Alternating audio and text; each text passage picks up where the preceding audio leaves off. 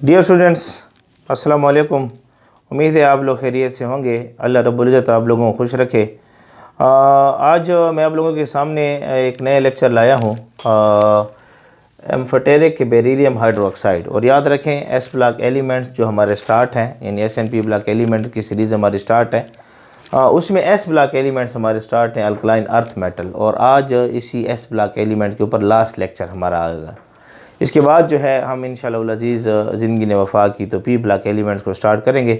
Series तो वही है जिस तरह हमारे चैप्टर का नाम है SNP ब्लॉक एलिमेंट। चूँकि मैं KPK बोर्ड का कंटेंट यूज़ करता हूँ तो उसमें चैप्टर का नाम SNP ब्लॉक एलिमेंट्स है। इससे पहले मैंने चैप्टर के ऊपर तफसीलन बात की हुई है। थर्ड पीरियड को कंप्लीट मैंने किया हुआ है और इसकी प्लेलिस्ट मेरे चैनल के ऊपर मौजूद है केमिस्ट्री वाला के नाम से। अल्कली मेटल की प्लेलिस्ट भी तैयार है और अल्काइन अर्थ मेटल की प्लेलिस्ट भी हमारे पास तैयार है, और इसके ऊपर तफसीलन बातें हमारी हो चुकी हैं। और आज हम एस ब्लॉक एलिमेंट्स के ऊपर आखिरी लेक्चर डिलीवर करेंगे और उसके बाद ज़िंदगी ने वफ़ा की तो इंशाल्लाह हम P ब्लॉक एलिमेंट्स को स्टार्ट करेंगे।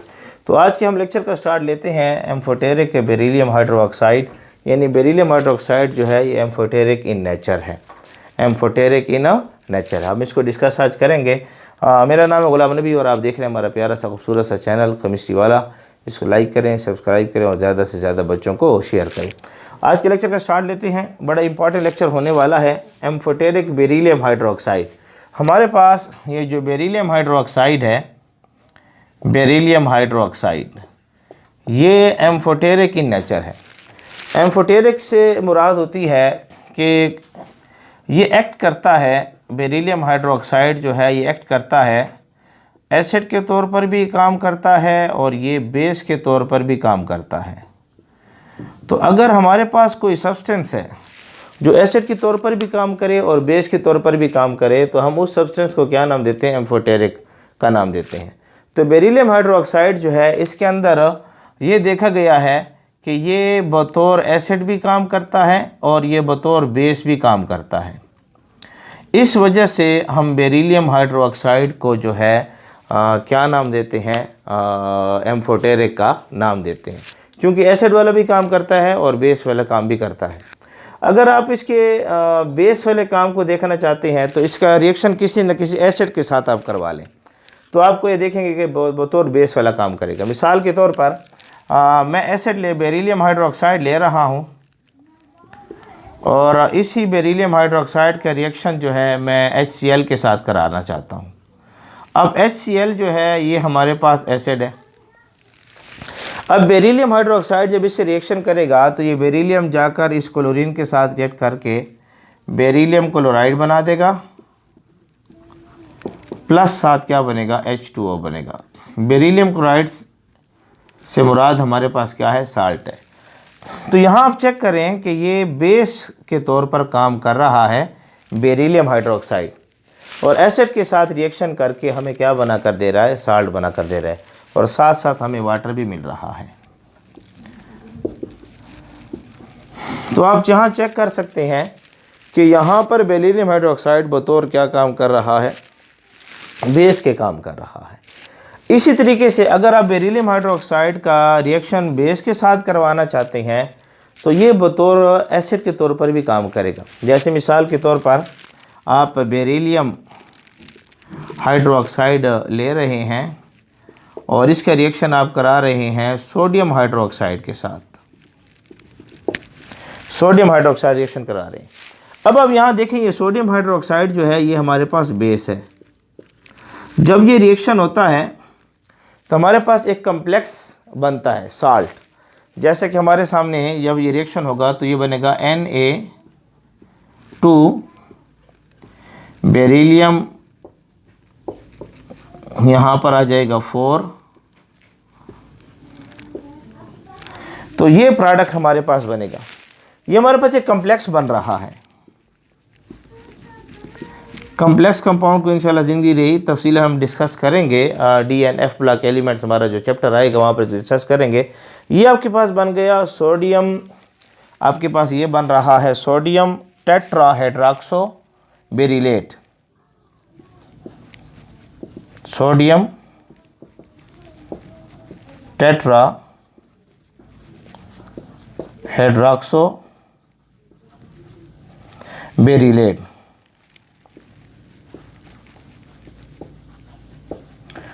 Sodium tetrahydroxo beryllate, BERYLLAT। तो सोडियम टेट्राहाइड्रोक्सो बेरिलेट आपके सामने बन गया। तो देखिए यहाँ पर ये बेस के साथ रिएक्शन कर रहा है और यहाँ पर ये बतौर एक्ट कर रहा है एस एन एसिड, एसिड के तौर पर ये काम कर रहा है। तो आप देख रहे हैं कि बेरिलियम हाइड्रोक्साइड जो है ये एसिड वाला काम भी कर रहा है और बेस वाला काम भी कर रहा है। इस वजह से हम इसको नाम देते हैं एम्फोटेरिक इन नेचर। ये हमारे पास क्या है, एम्फोटेरिक इन नेचर। तो इसकी नेचर क्या है, एम्फोटेरिक है, एसिड वाला काम भी करता है और बेस वाला काम भी करता है। तो ये आपके कोर्स में कुछ यही टॉपिक लगा हुआ है जिसको आप लोगों ने नोट कर लें आसानी के साथ। सिंपल सा टॉपिक है जो हम आपके सामने डिस्कस कर रहे हैं। तो बेरिलियम हाइड्रोक्साइड जो है ये एम्फोटेरिक है, यानी एसिड वाला काम भी करेगा और बेस वाला काम भी करेगा, और मिसालें मैंने आप लोगों के सामने लगा दी हैं। अब इसमें एक चीज़ जो है, कुछ ऑब्जेक्टिव के पॉइंट्स आपको आने चाहिए। यहाँ पर कुछ ऑब्जेक्टिव के पॉइंट्स हैं। जैसे सबसे पहले जो है एक ऑब्जेक्टिव का पॉइंट जो आपके सामने है, उम्मीद है आप लोगों को यहाँ वाइट बोर्ड नज़र आ रहा होगा कि हमारे सामने जो है एल्यूमिनियम हाइड्रोक्साइड है और बेरिलियम हाइड्रोक्साइड है। ये जो पेयर है हमारे पास, ये दोनों एम्फोटेरिक है। बेरिलियम हाइड्रोक्साइड और एल्यूमिनियम हाइड्रोक्साइड ये दोनों हमारे पास क्या एम्फोटेरिक हैं। आपके जो मेडिकल टेस्ट में ये सवाल आ रहे हैं वो इस पर सवाल बन रहा है कि which pair is amphoteric, which pair is a amphoteric in nature. तो ऑप्शन नंबर ए अगर हमारे पास ये है, ऑप्शन नंबर बी में उसने कोई और कैल्शियम हाइड्रोक्साइड ले रखा है, ऑप्शन नंबर सी में सोडियम हाइड्रोक्साइड ले रखा है, ऑप्शन नंबर डी में नन ऑफ दीज ले रखा है। तो यहाँ पर जो आपके सामने एम्फोटेरिक जो है वो आपके पास पेयर हमारे सामने क्या आ रहा है, इस पेयर को आपने टिक करना है, एल्यूमिनियम हाइड्रोक्साइड और बेरिलियम हाइड्रोक्साइड। आपको याद हो पिछले लेक्चर में हमने देखा था कि हमारे पास बेरिलियम और यहाँ पर बोरान और यहाँ पर एल्यूमिनियम, इनकी आपस में डायगोनल रिलेशनशिप होती है, डायगोनल रिलेशनशिप। और इसी डायगोनल रिलेशनशिप की वजह से हम देखते हैं कि ये हमारे पास क्या है, एम्फोटेरिक है। इसका भी हाइड्रोक्साइड और इसका भी हाइड्रोक्साइड, दोनों का एम्फोटेरिक इन नेचर हमारे सामने पाया जाता है। तो एक ऑब्जेक्टिव का पॉइंट जो है आप लोगों को यहाँ पर क्लियर होना चाहिए, जो आपके टेस्ट का ऑब्जेक्टिव का पॉइंट बन रहा है। दूसरा, आपने यहाँ पर जब बेरिलियम हाइड्रोक्साइड को देखा है तो बेरिलियम हाइड्रोक्साइड यहाँ पर अगर आप देखेंगे, ये बेरिलियम है, इसके इस तरफ ही हाइड्रोक्सल आयन है और इस तरफ भी हाइड्रोक्सल आयन है। यहाँ पर इसकी शेप लीनियर है। अगर आप इसकी शेप को देखेंगे तो आपको यहाँ लीनियर नज़र आएगी, लीनियर। तो जब यहाँ पर ये कम्प्लेक्स आयन बनाता है तो यहाँ पर अगर हम इसको अलहदा लिखें बेरिलियम को, तो यहाँ पर इसके साथ जो है हाइड्रोक्सल आयन अटैच है, यहाँ पर हाइड्रोक्सल आयन अटैच है, यहाँ पर हाइड्रोक्सल आयन अटैच है, यहाँ पर हाइड्रोक्सल आयन अटैच है। ये इस सूरत में आपको नज़र आएगा। ये है आपके पास Fe2। तो यहाँ अगर आप इसको चेक करें, इस शेप को या स्ट्रक्चर को देखें, शेप और स्ट्रक्चर में फ़र्क होता है, तो जब हम इंशाल्लाह बॉन्डिंग पढ़ेंगे तो वहाँ पर डिस्कस कर दूंगा। चले 10 आप इसको मिक्स ही समझते रहे। तो यहाँ पर आप देखें ये टेट्राहेड्रल बन रहा है, टेट्राहेड्रल बन रहा है। तो ये लीनियर शेप से टेट्राहेड्रल शेप की तरफ जा रहा है। तो ये भी आपके एक ऑब्जेक्टिव का पॉइंट है कि बेरिलियम हाइड्रोक्साइड जो है जब रिएक्टेंट से प्रोडक्ट में कन्वर्ट होगा तो उस वक्त आपने देखना है कि ये लीनियर शेप से किस तरफ कन्वर्ट हो रहा है, टेट्राहेड्रल। तो आपके पास जो ऑप्शन लगे होते हैं कि इसकी शेप जो है बेरिलियम हाइड्रोक्साइड्स की वो कन्वर्ट होती है लीनियर से tetrahedral. Option number A B है, लीनियर टू ट्राइगोनल होता है। ऑप्शन नंबर सी है लीनियर टू ऑक्टाहेड्रल, और ऑप्शन नंबर डी है नन ऑफ दीज। तो आपके पास जो है ऑप्शन कौन सा आ रहा है, linear to tetrahedral, linear to tetrahedral. इस ऑप्शन को आपने क्या करना है, टिक करना है। तो ये 2 पॉइंट ऑब्जेक्टिव के पॉइंट आपको क्लियर होने चाहिए। एक ऑब्जेक्टिव का पॉइंट मज़ीद भी है, उसको भी हम डिस्कस कर लेते हैं। उम्मीद है आप यहाँ नज़र आ रहा है आपको। यहाँ पर एक चीज़ देखें कि बेरिलियम जो है, बेरिलियम मैंने पिछले लेक्चर में आपको क्लियर करवाया था, अगर आप लोगों को याद हो। बेरिलियम का एटॉमिक नंबर हमारे पास कितना आता है, इसको चेक कर लें थोड़ा सा। हाइड्रोजन है, लिथियम है, और यहाँ पर बेरिलियम एटॉमिक नंबर 4 है। इलेक्ट्रॉनिक कन्फिगरेशन है 1s2 2s2 1s2 2s2। तो इसकी इलेक्ट्रॉनिक कन्फिगरेशन 1s2 है, 2s2 है। यहाँ पर 2p ऑर्बिटल भी है, और p ऑर्बिटल आप जानते हैं कि यहाँ पर इसके अंदर जो है सब ऑर्बिटल 3 है। और जब ये इलेक्ट्रॉन को लूज़ कर दे बेरिलियम, तो इसके पास जो है s ऑर्बिटल भी खाली रह जाता है। s ऑर्बिटल भी क्या हो जाएगा, खाली रह जाएगा।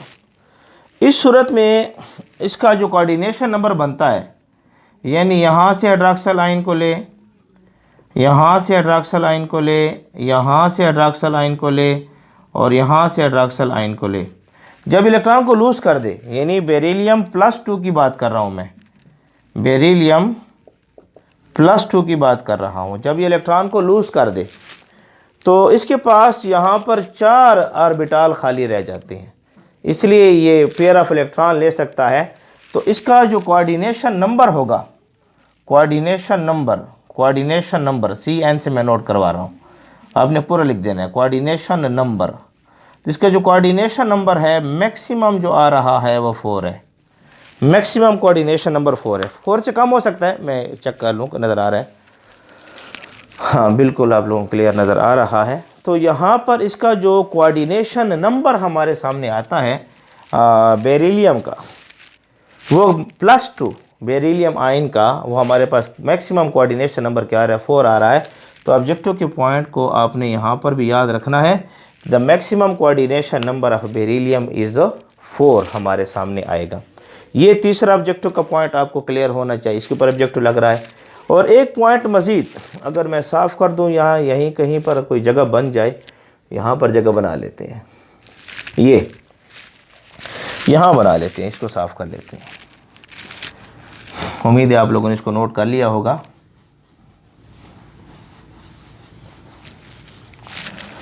तो हमारे पास जो बेरिलियम है, बेरिलियम हाइड्रोक्साइड, ये एसिड के तौर पर इस्तेमाल होता है। अब सवाल ये पैदा होता है, 4 ऑप्शन में आपको दे रहा है कि ये जो एसिड है किसके तौर पर है, एरिनेस है, लोवरी एंड ब्रांस्टेड है, लिवेस है, और या नन ऑफ दीज है। ये 4 ऑप्शन आपके सामने आ रहे हैं। तो याद रखें कि यहाँ पर ये जो बेरिलियम है, बेरिलियम, इसकी इलेक्ट्रॉनिक कन्फिगरेशन मैं भी समझा चुका हूँ कि ये होती है 1s2 और 2s2, 1s2 और 2s2, इसकी इलेक्ट्रॉनिक कन्फिगरेशन है। तो यहाँ पर जब इसकी इलेक्ट्रॉनिक कन्फिगरेशन को आप देखेंगे, तो यहाँ p ऑर्बिटल जो हैं आपके पास खाली हैं, p ऑर्बिटल, और p ऑर्बिटल खाली होने की वजह से आपके पास यहाँ पर ये पेयर ऑफ इलेक्ट्रॉन को हाइड्रॉक्सिल आयन से एक्सेप्ट करेगा। हाइड्रॉक्सिल आयन में से पेयर ऑफ इलेक्ट्रॉन को क्या करेगा, एक्सेप्ट करेगा। तो जब ये पेयर ऑफ इलेक्ट्रॉन को हाइड्रॉक्सिल आयन से एक्सेप्ट करेगा, तो इस लिहाज से अगर आप इसको देखेंगे कि जो पेयर ऑफ इलेक्ट्रॉन को एक्सेप्ट करता है तो एसिड होता है, और वो लिवेस एसिड होगा। इस लिहाज से हमारे पास यहाँ जो ऑप्शन बनेगा वो लिवेस एसिड के तौर पर, ये बेरिलियम हाइड्रोक्साइड में ये लिवेस एसिड के तौर पर बेरिलियम हाइड्रोक्साइड इस्तेमाल होता है। तो ये हमारा छोटा सा एक लेक्चर था, जो आखिरी लेक्चर है एस ब्लॉक एलिमेंट्स के ऊपर। इसको जल्दी से आप इसका स्क्रीनशॉट ले लें या पास करके इसको नोट कर लें। तो एक छोटा सा लेक्चर था, उम्मीद है आप लोगों ने नोट कर लिया होगा। तो यहाँ पर हमारे एस ब्लॉक एलिमेंट ख़त्म हो जाएंगे, तो ज़िंदगी ने इंशाअल्लाह अज़ीज़ वफ़ा की, तो पी ब्लॉक एलिमेंट्स को हम स्टार्ट करेंगे। देखें आपका और हमारा प्यारा सा साथ है केमिस्ट्री वाला के नाम से। हमारे इस चैनल को सब्सक्राइब करें, बल्कि आप ही लोगों का चैनल है। हमारा एक ख्वाब है कि हम KP के खैबर पख्तूनख्वा पाकिस्तान के अंदर एक क्वालिटी एजुकेशन बच्चों को दे सकें, जिसमें टेस्टों की तैयारी साथ साथ हो सके।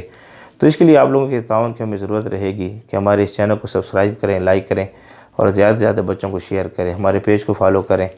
इसमें आप लोगों को जो ताउन हमारे साथ रहेगा, तो उम्मीद है इंशाल्लाह हम एक क्वालिटी एजुकेशन बच्चों को प्रोवाइड कर सकेंगे। अल्लाह रब्बुल इज़्ज़त आप लोगों को खुश रखे।